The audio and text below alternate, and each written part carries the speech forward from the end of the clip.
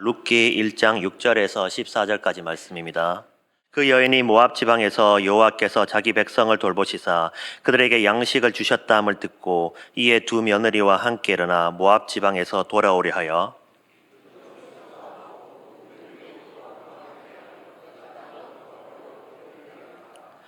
나오미가 두 며느리에게 이르되 너희는 각기 너희 어머니 집으로 돌아가라. 너희가 죽은 자들과 나를 선대한 것 같이 여호와께서 너희를 선대하시기를 원하며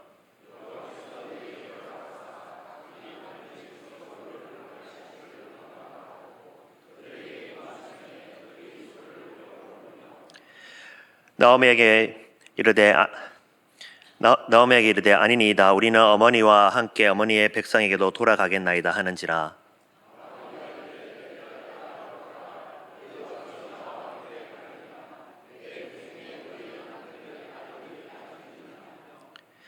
내 딸들아 되돌아가라. 나는 늙었으니 남편을 두지 못할지라. 가령 내가 소망이 있다 말한다든지 오늘 밤에 남편을 두어 아들들은 낳는다 하더라도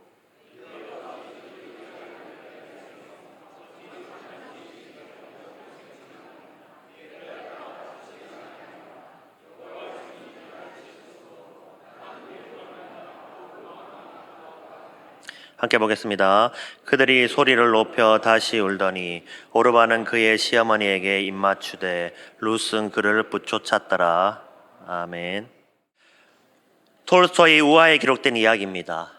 어느 작은 시골 마을에 태어난 삼형제가 청년의 나이가 되어 고향을 떠나 도시로 나가 살기로 결심했습니다. 삼형제는 함께 길을 따라 나오다가 세 갈래의 갈림길을 만나게 됩니다. 어느 길로 갈까 망설이는 세 사람은 각자 다른 길로 가게 됩니다. 첫째는 오른길로, 둘째는 가운데 길로, 셋째는 왼쪽 길로 택해서 각자의 길을 떠나게 됩니다. 오랜 세월이 흐른 후 어느 도시에서 한 강도 사건이 벌어지게 됩니다. 강도가 가게에 침입하여 돈과 물건을 도둑질한 것입니다. 강도는 곧 붙잡힙니다. 강도가 가게 주인과 함께 법정에 서게 됩니다. 그런데 알고 보니 강도와 가게 주인은 오래전에 헤어졌던 형제입니다. 그리고 그 두 사람을 재판하는 재판관도 알고 보니 삼형제 중에 한 사람입니다. 그러니까 각기 다른 길을 선택해 떠났던 삼형제가 재판관과 강도와 그리고 가게 주인이 되어 법정에서 다시 만나게 된 것입니다.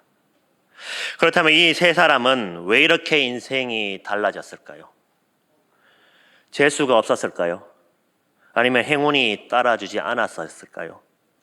아닙니다. 인생에는 우연이란 없습니다. 인생은 모든 선택의 결과인 것입니다. 그래서 선택이 너무나도 중요한 것입니다. 노벨 문화상 수상자였던 장폴 샤르트르는 그의 전서에서 인생은 B와 D 사이에 있는 C라는 말을 남겼습니다.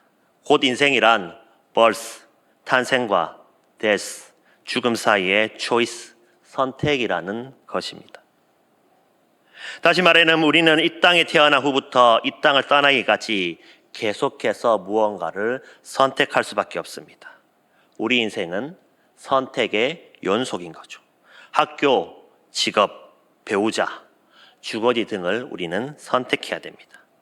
하루 동안도 우리는 수많은 선택을 하고 살아갑니다. 그리고 그 선택에 따라 우리 인생이 달라지기도 하는 것입니다. 오늘 우리가 읽는 본문에는 한순간의 선택이 얼마나 중요한 것인가를 말씀해 주고 있습니다. 한순간의 선택이 평생을 좌우하고 더 나아가 가문의 운명을 좌우하고 역사까지 바꿔 놓을 수 있는 것입니다. 본문에 기록되어 있는 룻기는 이스라엘의 기근이 들면서 시작됩니다. 이스라엘 베들레헴에 살았던 엘리멜렉은 아내 나오미와 두 아들을 데리고 양식을 찾아 이방 땅 모압으로 가게 됩니다. 기근을 피하려고 잠시 머무려고 했던 모압, 그곳에서 삶은 오랫동안 지속되게 됩니다. 그런데 모압에서 생활을 시작한 지 얼마 되지 않아 가장인 엘리멜렉이 죽고 맙니다. 남편을 잃은 나오미는 두 아들 기럯과 말론을 차례로 장가를 보냅니다. 그런데 두 아들마저도 죽고 맙니다. 모압으로 갔던 나오미에게 돌아온 것은 남편과 두 아들의 죽음밖에 없었습니다. 잘 살아보려고 모압으로 갔다가 남편을 잃고 그리고 사랑하는 두 아들까지 잃어버리는 비극에 처하게 된 것입니다. 그러던 어느 날 나오미는 복된 소식을 듣게 됩니다. 고향 땅인 베들레헴의 기근이 끝나고 먹을 양식이 풍족했다라는 소식을 듣게 된 것입니다. 이 소식을 듣고 난 후 시어머니 나오미와 두 며느리는 길을 선택합니다. 오늘 본문은 한마디로 요약하면 세 사람의 선택이라고 말할 수 있습니다. 그렇다면 오늘 한 사람씩 살펴보도록 하겠습니다. 첫 번째는 나오미입니다. 나오미는 육신적인 선택을 했습니다. 나오미는 하나님께서 고향 땅인 베들레헴에 은혜를 베푸셔서 기근이 끝나고 먹을 양식이 풍족해졌다는 소식을 들었습니다. 그리고 다시 고향으로 돌아가겠다라는 선택을 하게 됩니다. 사실 이것은 말처럼 쉬운 결정이 아닙니다. 매우 자존심이 상하는 일입니다. 남편과 두 아들을 잃고 떠난 지 10년 만에 빈털터리가 되어 그곳으로 다시 돌아가게 되면 마을 사람들의 따가운 눈총을 받게 될 것입니다. 마을 사람들의 입에 오르내리게 될 것입니다. 하지만 나오미에게 중요한 것은 사람들의 눈총이 아니라 먹을 것입니다. 나오미는 먹을 양식이 풍족하다는 소식을 듣고 먹고 살기 위해 베들레헴으로 떠나는 선택을 하게 됩니다. 이것을 쉽게 말하면 인간적인 선택, 육신적인 선택이라고 말할 수 있습니다. 나오미는 선택할 때 무엇보다 육신적인 것을 중요시했습니다.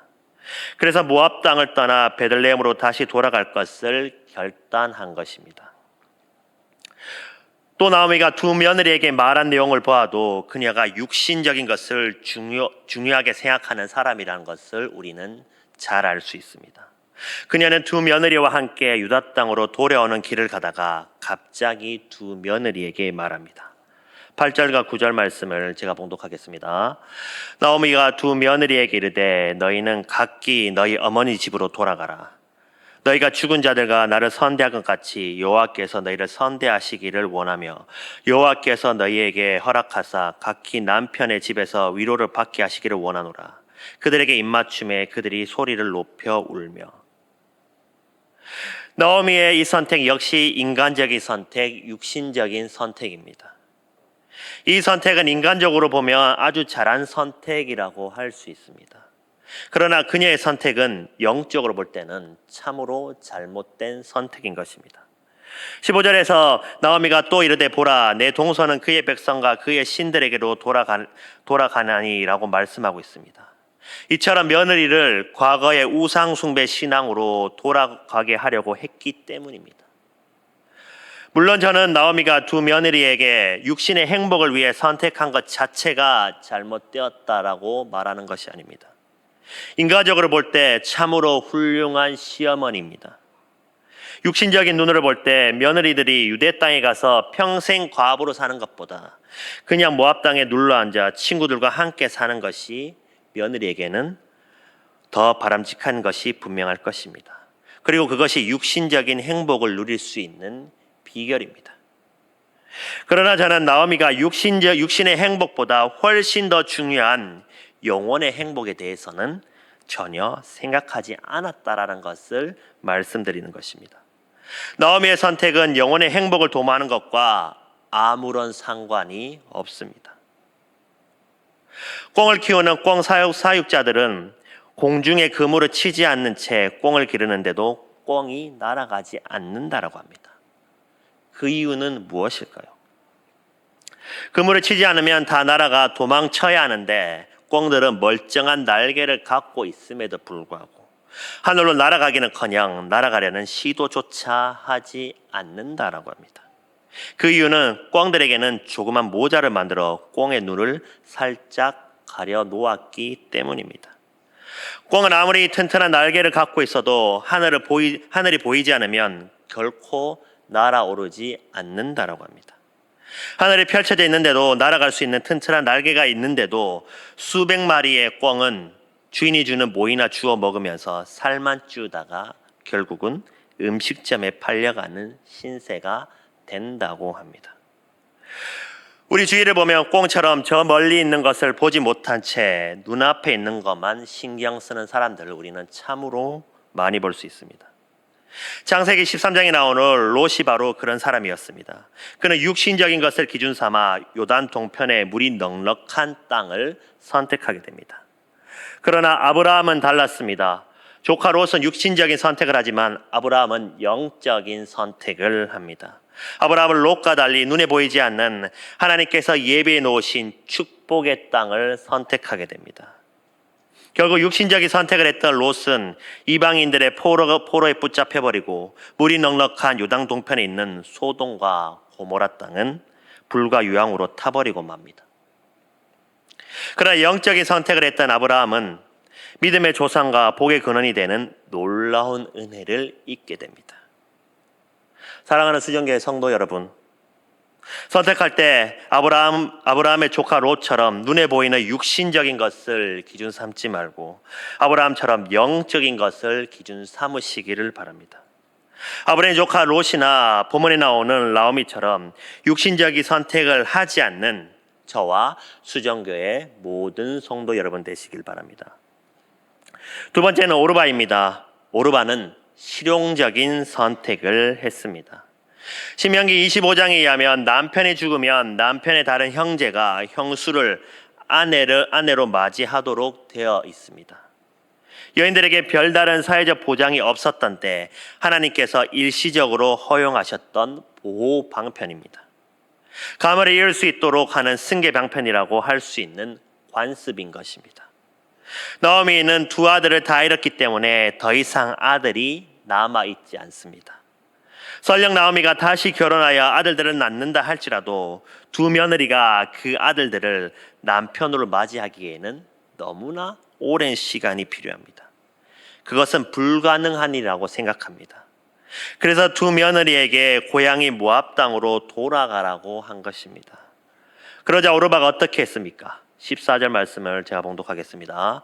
그들이 소리 높여 다시 울더니 오르바는 그의 시어머니에게 입맞추되 롯은 그를 쫓았더라. 오르바는 시어머니 나오미와 작별의 키스를 하고 떠났습니다. 물론 7절에서 있던 곳에서 나오고 두 며느리와 그와 함께 유다 땅으로 돌아오려고 길을 가다가라고 말씀하고 있는 것을 보면 처음 얼마 동안은 오르바도 시어머니 따라서 유대 땅으로 발걸음을 옮겼다라는 것입니다. 시어머니 나오미가 고향으로 돌아가도 된다고 허락하자 오르바는 룻과 함께 아니니이다 우리는 어머니와 함께 어머니의 백성에게도 돌아가겠나이다라고 말하며 유대 땅으로 발걸음을 옮겼습니다. 그러나 오르바의 마음이 바뀝니다. 처음에는 시어머니 나오미를 두고 떠날 마음이 없었습니다. 고생스러워도 시어머니를 모시고 살려고 했습니다. 그러나 얼마 있지 않아 그녀의 마음이 달라지게 됩니다. 늙은 과부 시어머니 따라가면 고생문이 활짝 열려 있다는 것을 알게 됩니다. 현실적으로 볼 때 자기도 늙어 죽을 때까지 평생 시어머니처럼 과부로 살아야 된다는 것을 알게 됩니다. 남편도 없이 홀 시어머니를 모시고 고생하며 사는 것보다 고향에서 좋은 사람을 만나 새롭게 인생을 출발하는 것이 훨씬 더 이익이라고 생각합니다. 그래서 도중에 모압 땅으로 돌아가는 선택을 그녀는 하게 됩니다. 여기에서 저는 오르바를 향해 이기주의라고 말하려는 것이 아닙니다. 시어머니 나오미에게 작별의 키스를 하고 친정으로 돌아갔지만 그녀 나름대로 최선을 다했습니다. 제가 말하려고 하는 요점은 그녀의 선택에 결정적인 영향을 미쳤던 것은 실리, 즉 이익이었다라는 것입니다. 오르바의 선택은 실용적인 선택입니다. 그녀는 명분보다 실리를 먼저 앞세워서 선택합니다. 신앙보다 이익을 앞세워서 선택합니다. 그러나 그녀의 선택은 영원히 하나님으로부터 벗어난 선택이 되고 말았다는 것입니다. 오르바는 단순히 그의 시어머니의 품을 떠난 것이 아니라 하나님을 떠나 우상 땅으로 돌아간 것입니다. 고대 사회에서 자기 종족들이 섬기는 신을 버리는 것은 고향이나 친척이나 아비 집을 떠난 것 이상으로 극히 어려웠습니다. 특별히 부족 국가를 이루며 살던 당시에는 부족 신을 떠나 다른 신을 섬기는 일은 흔치 않았던 것입니다. 오르바는 하나님 신앙을 버리고 다른 사람들처럼 우상을 섬기며 살았을 것입니다. 그것이 사실이든 사실이 아니든 오르바의 이름은 이제 더 이상 성경에서 언급되지 않고 조용히 사라져버리고 맙니다. 그 이유는 그녀의 실용적인 선택 때문입니다. 사랑하는 수정교회 성도 여러분, 여러분은 이익을 쫓아가는 사람입니까? 아니면 신앙을 쫓아가는 사람들입니까? 빌라도는 예수님에게 죄가 없다라는 것을 이미 알았고 또 부인으로부터 저 오른 사람에게 아무 상관도 마옵소서, 오늘 꿈에 내가 그 사람으로 인하여 애를 많이 태웠나이다 라는 말을 들었기 때문에 예수님을 풀어주려고 했습니다. 그러나 궁중들이 예수님 대신 흉악한 강도였던 바라바를 놓아주려고 소리 지르자 민심이 동요되는 것을 막기 위해 예수님을 버리고 바라바를 선택합니다. 그는 양심을 버리고 대세의 흐름을 따랐던 것입니다. 결국 빌라도의 이름은 2000년 동안 저주받는 이름으로 불려지고 있습니다. 그러므로 우리는 진리보다 진리를 우선시 두고 선택해서는 안 될 줄 믿습니다. 우리는 이익보다 중요한 믿음을 더 사모해야 될 줄 믿습니다. 이익을 얻는 자리보다 은혜 받는 자리를 더 사모하는 저와 수정교의 모든 성도 여러분 되시기 바랍니다. 세 번째는 룻입니다. 룻은 신앙적인 선택을 했습니다. 사실 시어머니 나오미를 따라가면 남은 삶 동안 시집살이를 계속해야 됩니다. 사랑하는 남편이라도 있으면 남편이 어머니이기 때문에 시집살이를 해도 억울하지 않을 것입니다. 그러나 남편이 이미 세상을 떠나버렸기에 시어머니를 모시고 사는 것은 억울한 일이라고 생각할 수도 있습니다. 또 고향인 모압 땅을 떠나 유대 땅으로 이사를 가면 친정 부모님이나 형제들이나 친구들을 더 이상 볼 수 없습니다. 또 유대 땅에 가면 이방 여인하는 이유로 과시받게 될 것이 뻔합니다. 또 시어머니가 허락해 주지 않으면 새로운 남자를 만나 재혼하는 것도 쉽지 않습니다. 그럼에도 룻은 어떤 선택을 합니까? 14절 말씀을 함께 읽도록 하겠습니다. 시작. 그들이 소리를 높여 다시 울더니 오르바는 그의 시어머니에게 입맞추되 룻은 그를 붙여찼더라.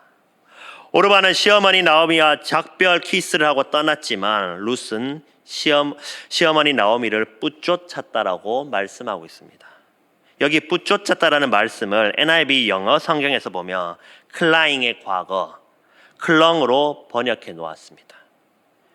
이 말은 붙잡고 늘어지다, 둘러붙다, 고수하다, 집착하다라는 의미로 끝까지 쫓는 것을 의미합니다. 룻은 나오미를 붙잡고 늘어졌습니다. 그녀가 어떤 고난과 역경이 와도 시어머니 나오미와 함께 하겠다는 이유는 무엇이겠습니까? 남편과 아들도 없이 혼자 된 시어머니에 대한 인간적인 동정심 때문일까요? 절대 그렇지 않습니다. 16절과 17절에 그에 대한 답이 나옵니다. 제가 봉독하도록 하겠습니다. 룻이 이르되 내게 어머니를 떠나며 어머니를 따르지 말고 돌아가라 강건하지 마옵소서. 어머니께서 가시는 곳에 나도 가고 어머니께서 머물시는 곳에 나도 머물겠나이다. 어머니의 백성이 나의 백성이 되고 어머니의 하나님이 나의 하나님이 되리니 어머니께서 죽으시는 곳에서 나도 죽어 거기 묻힐 것이라. 만일 내가 죽는 일 외에 어머니를 떠나면 여호와께서 내게 벌을 내리시고 더 내리시기를 원하나이다 하는지라. 그녀가 시어머니를 떠나지 않고 따랐던 이유는 단순히 동정심 때문이 아닙니다. 무엇보다 여호와 하나님에 대한 신앙 때문입니다.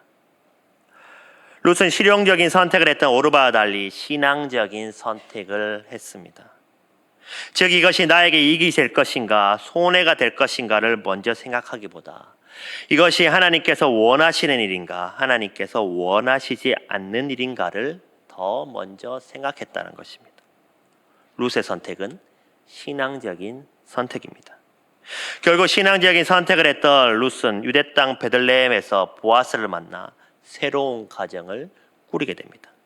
남편이 죽고 나서 외롭고 힘든 삶을 살았던 그녀는 보아스로부터 위로와 사랑을 듬뿍 받으며 행복하게 살아가게 되었던 것입니다. 그리고 보아스 사이에서 오벳이라는 아들 낳았고, 오벳은 이새를 낳고, 이새는 다윗을 낳습니다. 그러니까 룻은 이스라엘 성군이라고 일컬어지는 다윗의 증조 할머니가 된 것입니다. 그런데 이러한 복보다 더 귀한 복은 그녀의 이름이 아브라함과 다윗의 족보에 오르고 구세주가 되시는 예수 그리스도의 조상이 되는 복을 받게 되는 것입니다. 그런데 룻의 선택은 일반적인 좋은 선택이 아니라 하나님의 구속 역사 안에서 중요한 역할을 하게 된다는 것을 우리는 너무나 잘 알고 있습니다. 실용주의가 판을 치는 이 시대에 오늘 룻의 이야기는 우리에게 큰 도전을 주고 있습니다. 정치인들이나 외교가들이 실용주의를 부르짖고 있습니다. 명분도 물론 좋지만 이익이 되지 않으면 빨리 발을 빼야 한다라고 주장합니다. 사업가들은 반드시 이익을 내야 한다고 주장합니다. 이익을 위해서는 물불을 가리지 않고 모든 수단과 방법을 동원해야 된다고 이야기합니다. 이 실용주의가 판을 치다 보니 사람을 사귈 때도 먼저 이익을 따집니다. 나에게 이익이 되면 사귀고 나에게 이익이 되지 않으면 그 사람을 쳐다보지도 않습니다. 나에게 도움이 될 것 같으면 만나고 손해가 될 것 같으면 말하기를 서로 꺼려합니다. 이 실용주의와 이기주의가 때때로 기독교의 최대의 적이 될 수 있다는 사실을 여러분 알고 계십니까? 실용주의자들은 다른 사람이 물에 빠졌든지 강도를 만났든지 전혀 신경 쓰지 않습니다. 실용주의자들은 지옥으로 향하는 사람을 신경 쓰지 않습니다. 나만 괜찮으면 오케이입니다. 아무런 문제가 없다고 생각합니다. 이러한 생각이 바로 오르바의 생각입니다. 오르바는 실용적인 생각을 했습니다. 그러나 룻은 달랐습니다. 룻은 실용적으로 생각했던 오르바와 달리 신앙적으로 생각했던 것입니다. 그녀는 하나님께서 기뻐하는 일이라면 그 손해도 감수했던 것입니다. 오늘 순영의 모든 성도 여러분이 오르바와 같이 실용주의자가 되지 말고 룻과 같이 신앙의 사람이 되기를 소원합니다. 나에게 이익이 되느냐를 생각하기보다 하나님이 기뻐하시는 일인가를 먼저 생각하길 바랍니다. 미국에 사는 한 여성의 이야기를 소개하고 말씀을 마무리하려고 합니다. 그 여성은 서울에서 고등학교 때부터 교회를 다니며 신앙을 키웠고 대학교 3학년 때부터 교제하는 남자친구와 함께 교회를 섬기며 신앙생활을 하게 됩니다. 서로 간의 비전도 비슷하고 호감도 깊어지면서 서로 결혼을 약속하게 됩니다. 그러나 그 남자에게는 두 가지 약점이 있었습니다. 하나는 집안이 너무 가난했습니다. 다른 하나는 그 남자는 교회에 너무 깊이 빠져 있었습니다. 두 가지만 빼면 나무날 데가 없는 남자였습니다. 그런데 대학교를 졸업하고 9개월이 된 어느 날 어머니의 친구의 소개로 그 여성은 백마탄 왕자를 만나게 됩니다. 재벌의 첫째 아들입니다. 미국에서 경영학을 전공하고 있는 사람이었습니다. 공부가 끝나면 아버지 회사로 돌아와 후계자 수업을 받게 될 사람이었습니다. 그 남자에게는 단점이 하나 있었습니다. 그 단점은 예수님을 믿지 않는 것이었습니다. 그 여자는 두 남자를 놓고 고민하다가 결국은 현실적인 선택을 하게 됩니다. 결혼하는 후 예수님을 믿게 하면 될 것이고 돈 많은 부자와 결혼하는 것이 훨씬 더 현명한 선택이라고 생각했기 때문입니다. 그 남자가 결국 결혼하게 됩니다. 결혼 후 곧바로 남편과 함께 미국으로 들어가 샌프란시스코 근교에 살림을 꾸리게 됩니다. 그리고 미국으로 들어온 지 5년 만에 두 가지 문제가 발생하게 됩니다. 하나는 남편 부모님의 회사가 문을 닫게 됩니다. 그래서 빚더미에 앉게 되었습니다. 또 다른 하나는 남편이 결혼 전에 만났던 여자 때문에 날마다 부부싸움을 하게 됩니다. 결국 부자와 결혼해서 호화롭게 살겠다라는 꿈은 산산조각 나버립니다. 우리의 인생은 분명 선택의 연속입니다. 지금 당장 어떤 것을 선택해야 될 분도 이 자리에 있을 것입니다. 그렇다면 우리는 5가지를 기억하기 바랍니다. 첫째로 눈앞에 있는 것보다 멀리 있는 것을 선택하기 바랍니다. 둘째로 넓은 길보다 좁은 길을 먼저 선택하기 바랍니다. 세 번째로 순간보다 영원을 먼저 선택하기 바랍니다. 네 번째로 자신의 이익보다 하나님께서 주신 사명을 선택하기 바랍니다. 마지막으로 자신의 기쁨보다 하나님의 기쁨을 먼저 선택하길 바랍니다. 오늘 본문에 등장하는 룻이 바로 그런 사람이었습니다.